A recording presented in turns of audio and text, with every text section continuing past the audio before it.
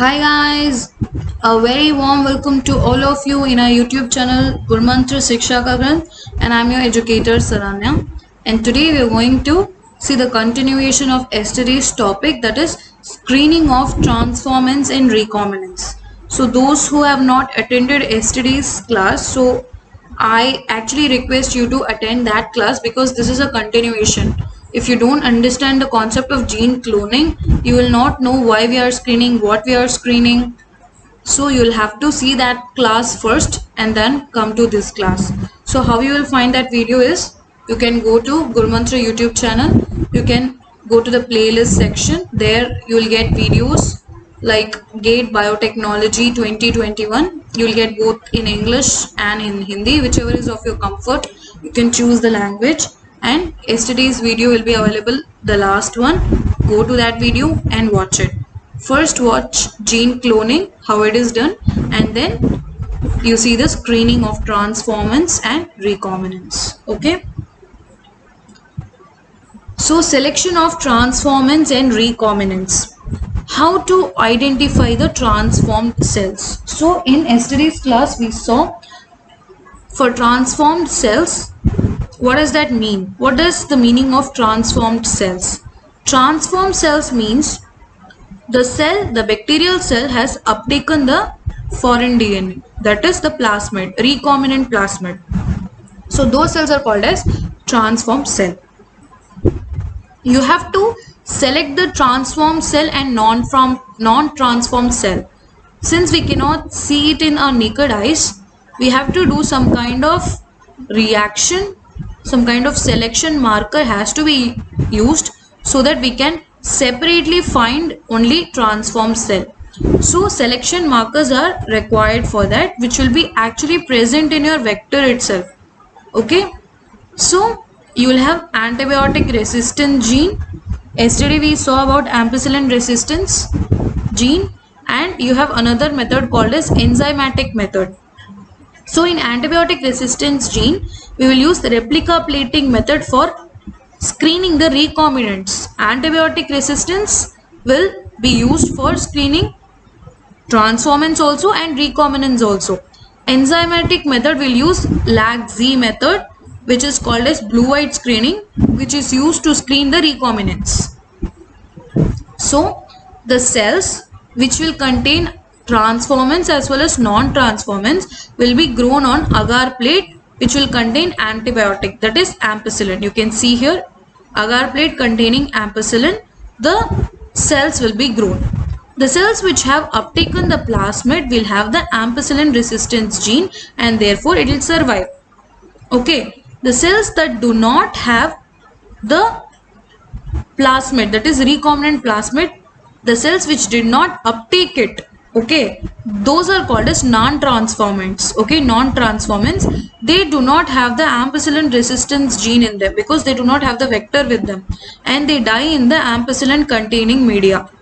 So this technique is used to screen the transformants from the non-transformants. Okay, but transformant screening is not just enough, because in yesterday's class itself I told you that transformants may contain your proper recombinant plasmid, or just the recircularized vector, or the recombinant plasmid in which the gene's orientation is different.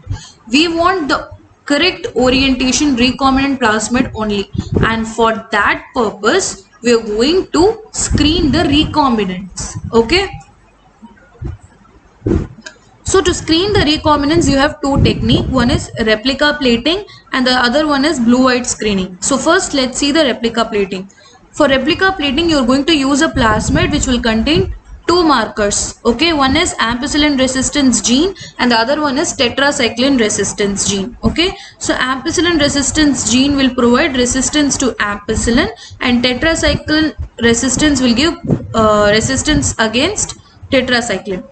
So this is the gene of interest, this is the DNA, and this specific region is the gene of interest. Okay, this is the gene of interest which has been cut from the DNA.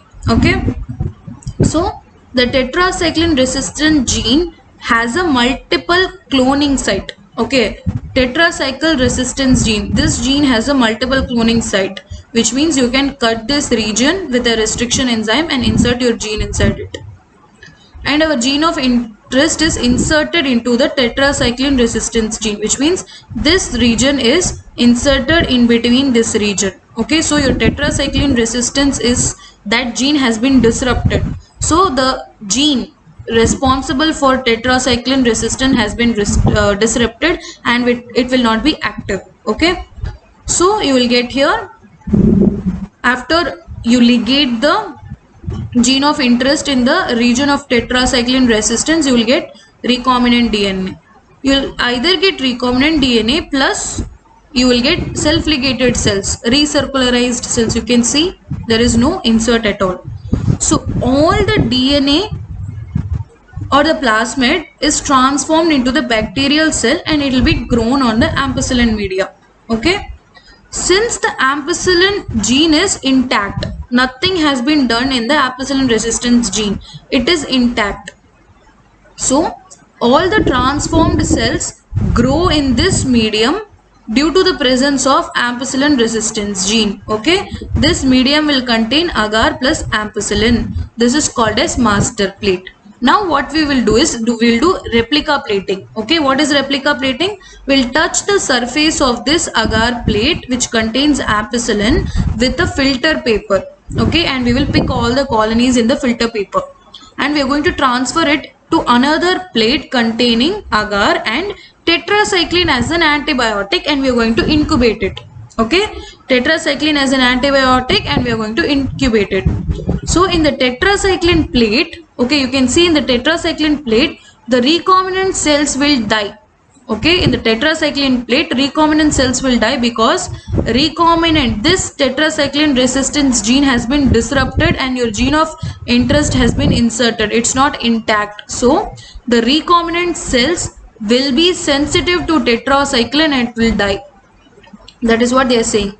Okay, in the tetracycline plate recombinant cells will die because the tetracycline resistant gene is disrupted, and in that place our gene of interest is inserted. Okay, so you compare the tetracycline plate to the master plate. Wherever the dead colony is there, that you identify from the master plate, and those are your recombinant colonies. So we do replica plating method to find out which is our recombinant colony, and you have to actually trace back to your master plate, because in the tetracycline plate all the recombinant colonies are dead. You cannot do anything with that, but that region you can compare with the master plate and pick up the colony.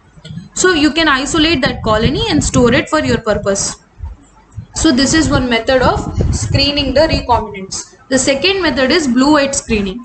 In blue-white screening, you can see you have a plasmid. Okay, it will have a LAC-Z gene, LAC-Z, lactose Z gene. Okay, and it will have a multiple cloning site. Now you have a gene of interest. So first what you do is you do restriction enzyme digestion. Where will you do? In the multiple cloning site. You will do restriction enzyme digestion and you will insert the gene of interest in the multiple cloning site, which means the LAC-Z gene will be disrupted. It will not be anymore functional. Then you will ligate it. So what you will get? You will get two types of things. One is you will get recombinant DNA, which will have the gene of interest in the multiple cloning site, and you will get a self-ligated DNA, which will not have the gene of interest in the plasmid. So both of these will undergo transformation. You cannot see them separately, they will be in the mix, but you should know what are present in the mix. Now we are going to perform transformation.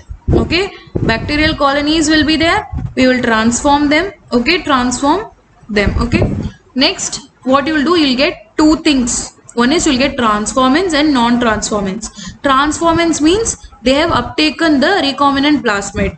Okay, not only recombinant plasmid, they have uptaken the plasmid. Okay, non-transformants, they have not uptaken it. Okay, so what you are going to do is all the colonies which is present in this tube, you are going to plate it in an agar plate.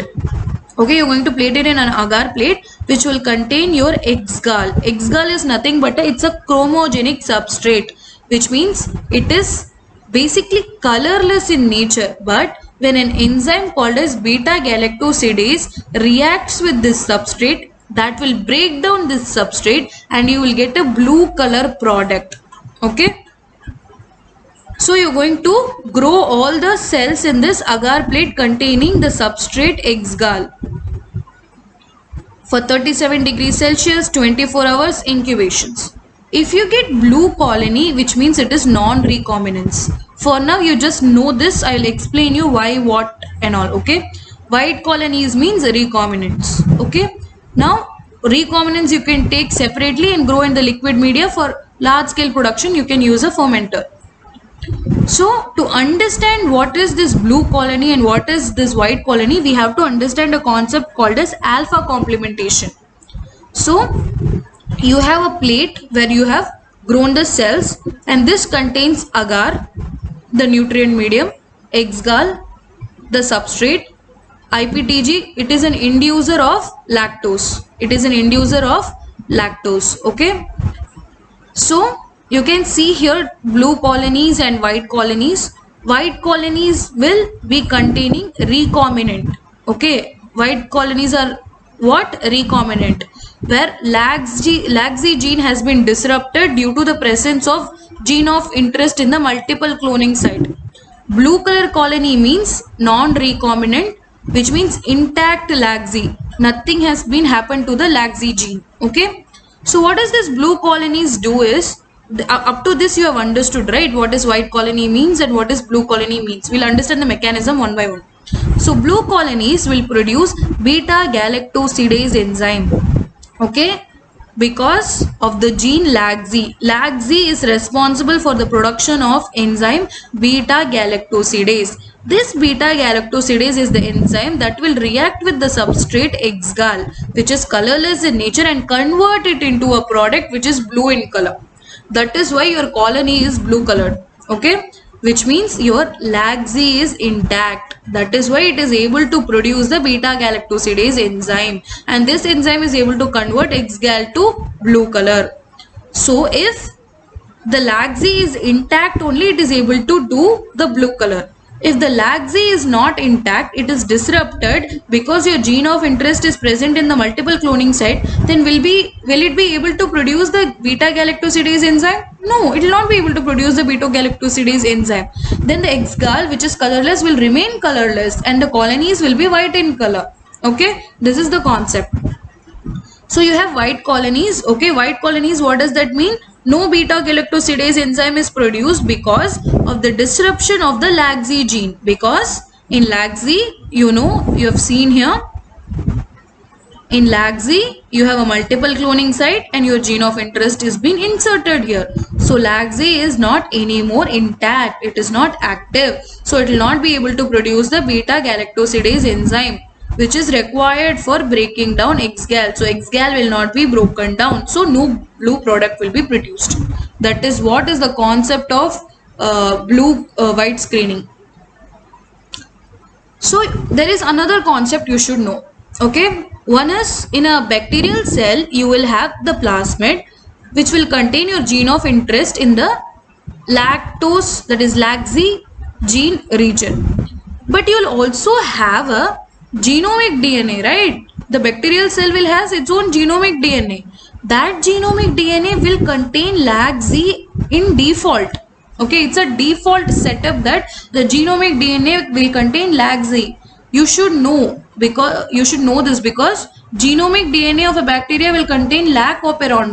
Why does it contain lac operon? Because if the substrate available for its growth is not glucose and lactose, it has to utilize the lactose. Okay, so beta galactosidase enzyme will be produced that will break down the lactose into glucose and galactose, and then the glucose will be utilized by the organism.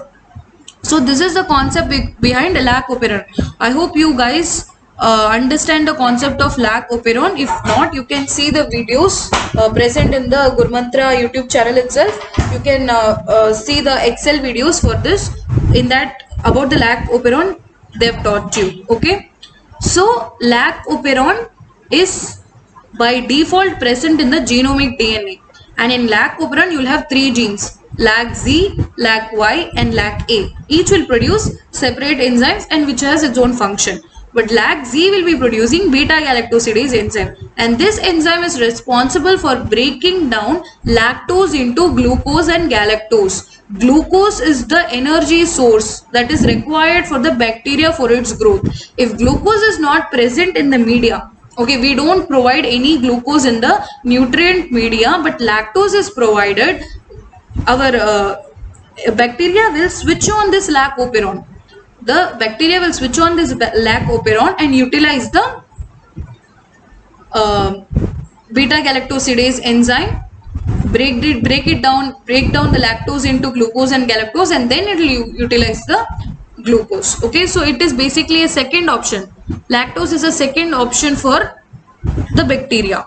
So you can now think that, okay, plasmid LAC-Z is disrupted, that is why it is not able to produce beta-galactosidase enzyme. But the genomic DNA contains LAC-Z, it will be able to produce the beta-galactosidase enzyme, and it will be able to break the X-gal into blue color product. Then how will we actually know? Okay, can you understand the concept? Plasmid DNA contains LAC-Z gene. In the LAC-Z gene is disrupted by gene of interest. But your genomic DNA is also containing LAC-Z gene, which is intact. Then this gene will produce the beta-galactosidase enzyme. We have already provided X-gal in the media. Beta-galactosidase enzyme will break down the X-gal and produce blue color products. Then how will we know that this plasmid has been recombinant or not? So this is a question. Okay, this question is very important to think about, because these kind of question is helpful in solving the problem that how can we prevent this from happening. And these kind of questions they do ask you in your interviews also. Okay, so for this there's a concept called as alpha complementation. Okay, alpha complementation means we are going to take E. coli, which is LAC-Z mutant, which means the plasmid will produce only 2 alpha and the genomic DNA will produce 2 omega. Together 2 alpha and 2 omega together it will be functional LAC-Z. Okay, so LAC-Z is basically 2 alpha 2 omega. These subunits if present together only it is functional. If 2 alpha is not present, only 2 omega is present, then it is not functional. Then it will not be able to produce the beta-galactosidase enzyme. So the plasmid is going to produce 2 alpha, and the LAC-Z mutant, we are going to do the mutation in the genomic DNA and make it LAC-Z mutant. This will produce only 2 omega. If your gene of interest is not present in the LAC-Z gene, okay, no gene of interest is present in the multiple cloning site of the LAC-Z gene, then this plasmid will be able to produce 2 alpha, and by default your genomic DNA will produce 2 omega. Okay, because it is a LAC-Z mutant. With the combination of this 2 alpha and 2 omega, you will get functional LAC-Z, and this functional LAC-Z will produce the enzyme beta-galactosidase. Now what this beta-galactosidase can do? It can convert X-gal into blue color product. But what if your LAC-Z is containing the gene of interest? LAC-Z will have multiple cloning site and it will have gene of interest. If it is like that, that means it is a recombinant plasmid. Then it will not be able to produce the alpha subunit. Your genomic DNA by default it will produce 2 omega subunits because it is a LAC-Z mutant. It will produce only 2 omega. So 2 omega is an incomplete beta-galactosidase enzyme. It is not a complete one. So it will produce only white colonies. X-gal will not be broken down by the enzyme because there is no enzyme produced. Okay, do you understand the concept inside the blue-white screening? I hope you understand it because these concepts are very important. These are the basics. Okay, that's all guys. We have seen today about the screening technique for transformants and recombinants. I hope you understood it well. In the comment section you can tell me about the experience about your class. If you are a CSIR aspirant and want to join an academy, you can follow Neha Taneja ma'am. To get 10% off, you can use the code Neha. Like, share and subscribe, and also comment to our YouTube channel Gurmantra Shiksha Ka Granth. You can join our Telegram channel to get regular updates. Thank you so much guys and have a nice day.